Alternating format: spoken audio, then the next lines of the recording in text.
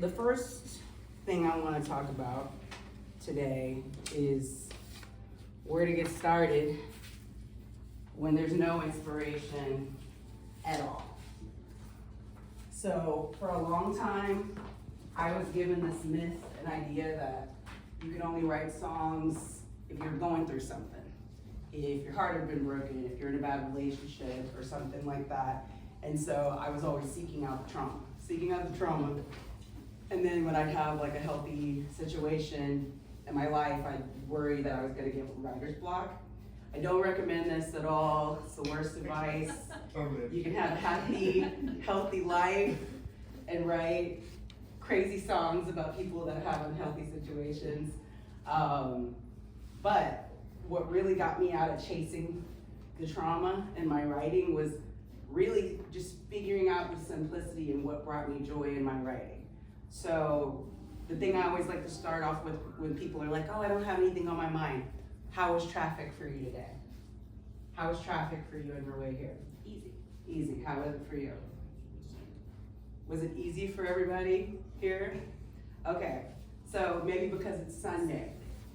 Maybe because folks are at home. Maybe because it's cold. While this seems like very general information, it can also be the core intrigue point to a song that you're talking about. You know, my internal response to your question was, well, physically it was easier, but the forced conversation was driving me nuts. Oh yeah? Yeah, what about it?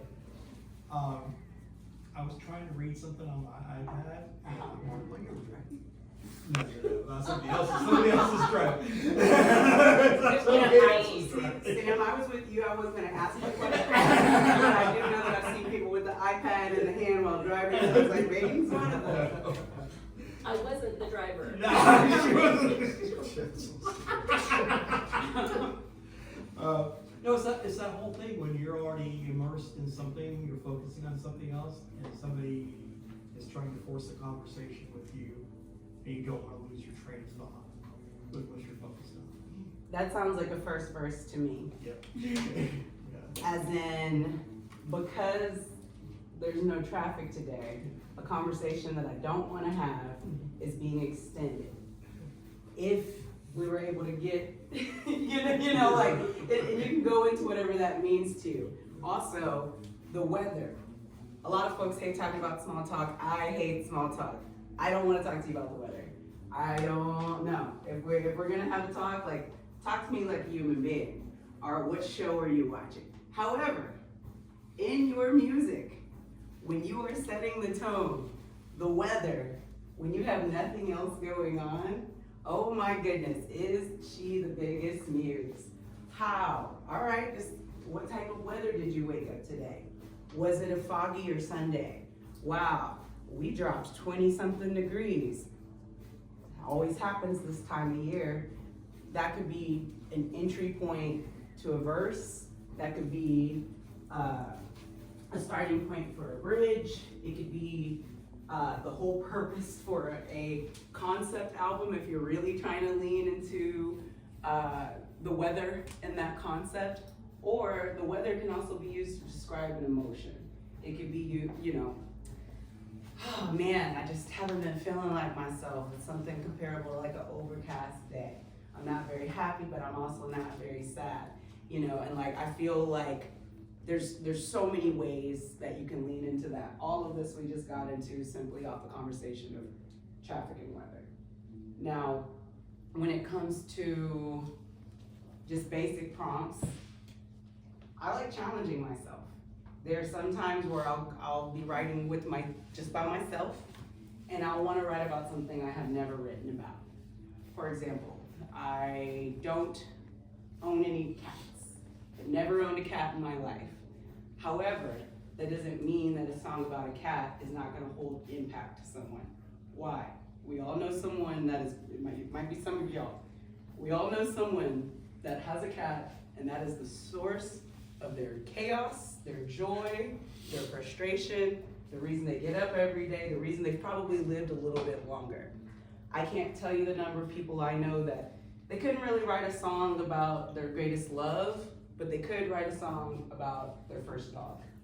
They could write a song about a pet that they had to say goodbye to, a pet that, you know, we're not gonna keep it very morbid in this topic, but you know where I'm going, you know, whether it's the memories and joy that that particular animal brought to you, whether it is, you know, deep diving into the sadness of the grief that comes with losing them.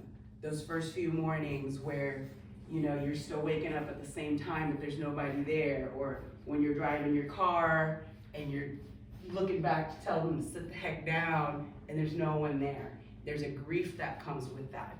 And the reason I mention that is because the music you write, these ideas, these emotions that are flowing through you, they are pathways to connections to your other human beings.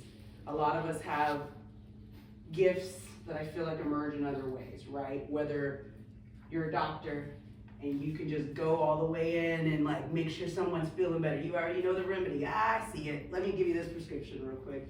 Or maybe you're an attorney and someone's told you, all right, I did this, can you get me out of it? There's an art to it that comes with all of the little steps that y'all have been taking these last few months to put into the songwriting that you're doing now, that when you're 6 months from now and you're writing these songs and you're continuing to explore these things the way that you've been doing it, it'll come with a new ease.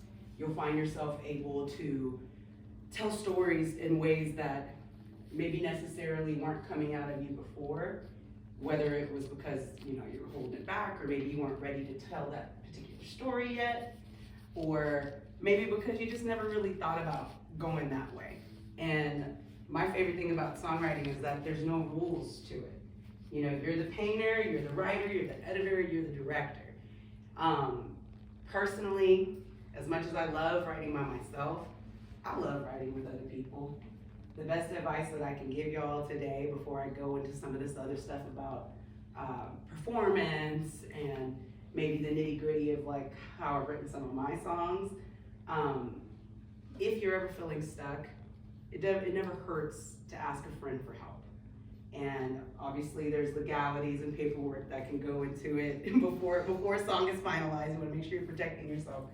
But more than anything, there is just a permanent beauty, I think, that comes with collaboration and allowing somebody else to sometimes finish a thought.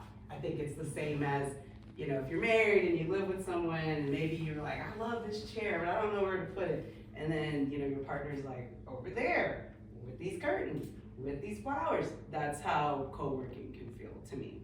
Entitled to at least one la la la la la la la la la la la la la la. Beatles can do it, and Bob Dylan can do it. Why can't you have a la la la once in your catalog? Okay.